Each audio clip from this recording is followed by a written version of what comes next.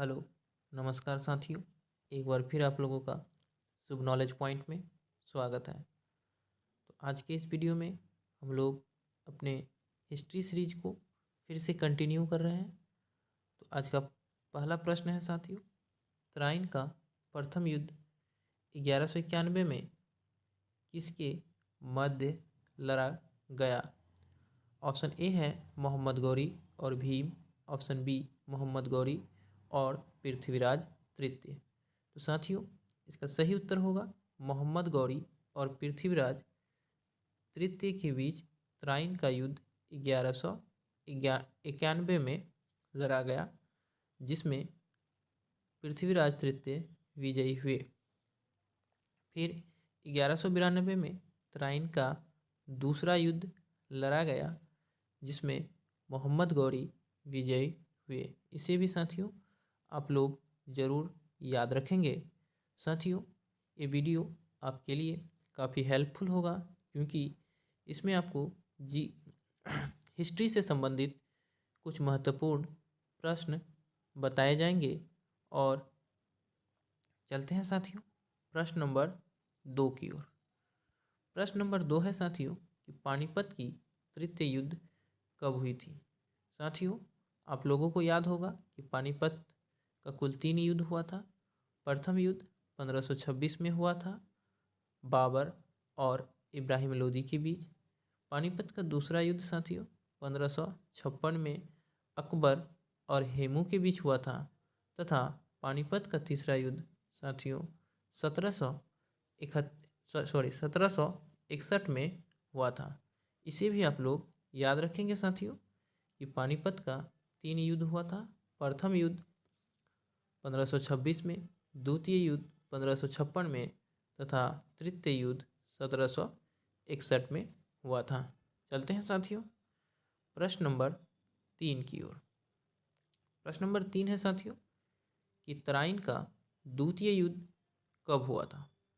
तो इसका सही उत्तर होगा साथियों, तराइन का द्वितीय युद्ध 1192 में हुआ था। इसे भी आप लोग जरूर याद रखेंगे साथियों।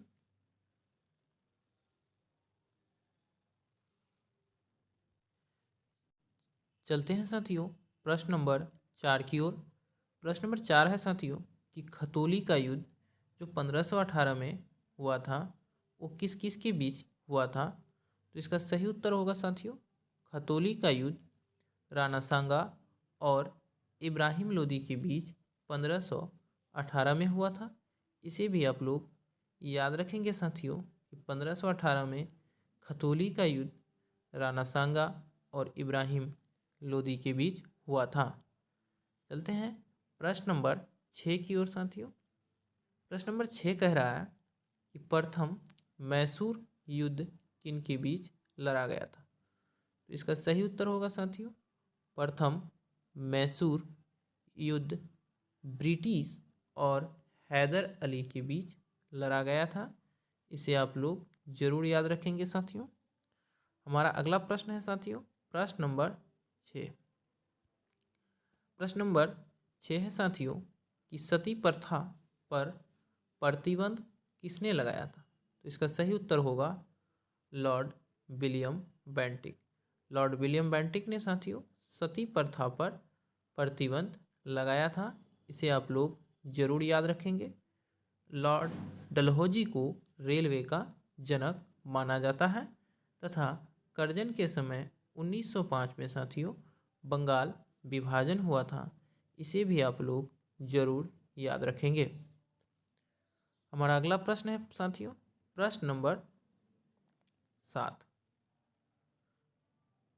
प्रश्न नंबर 7 है साथियों कि a nation in the making नामक पुस्तक के लेखक कौन हैं?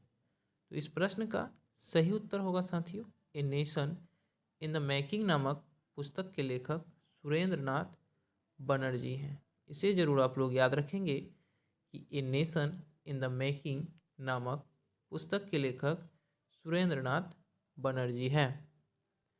चलते हैं साथियों प्रश्न नंबर 8 की ओर। प्रश्न नंबर 8 है साथियों कि इंडिया फॉर इंडियंस पुस्तक किसने लिखी? यह प्रश्न भी पुस्तक से ही संबंधित है साथियों। यह कह रहा है कि इंडिया फॉर इंडियंस पुस्तक किसने लिखी, तो इसका सही उत्तर होगा चित्तरंजन दास। चित्तरंजन दास ने इंडिया फॉर इंडियंस नामक पुस्तक लिखी।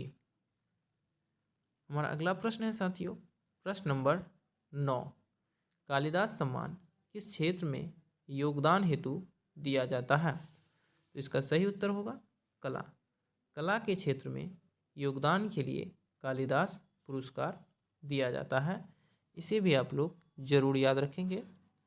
चलते हैं साथियों प्रश्न नंबर 10 की ओर।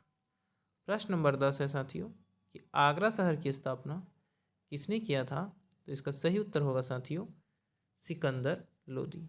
सिकंदर लोदी ने आगरा शहर की स्थापना साथियों 1504 में किया था तथा आगरा में ताजमहल साथियों शाहजहाँ के द्वारा बनवाया गया। आगरा शहर यमुना नदी के किनारे स्थित है। इसे भी आप लोग जरूर याद रखेंगे। हमारा अगला प्रश्न है प्रश्न नंबर 11। प्रश्न नंबर 11 है साथियों, निम्न में से किसने गुलरुखी उपनाम से अपनी कविताओं की रचना की है, तो इसका सही उत्तर होगा सिकंदर लोदी। सिकंदर लोदी ने गुलरुखी उपनाम से अपनी कविताओं की रचना की है। चलते हैं साथियों प्रश्न नंबर 12 की ओर।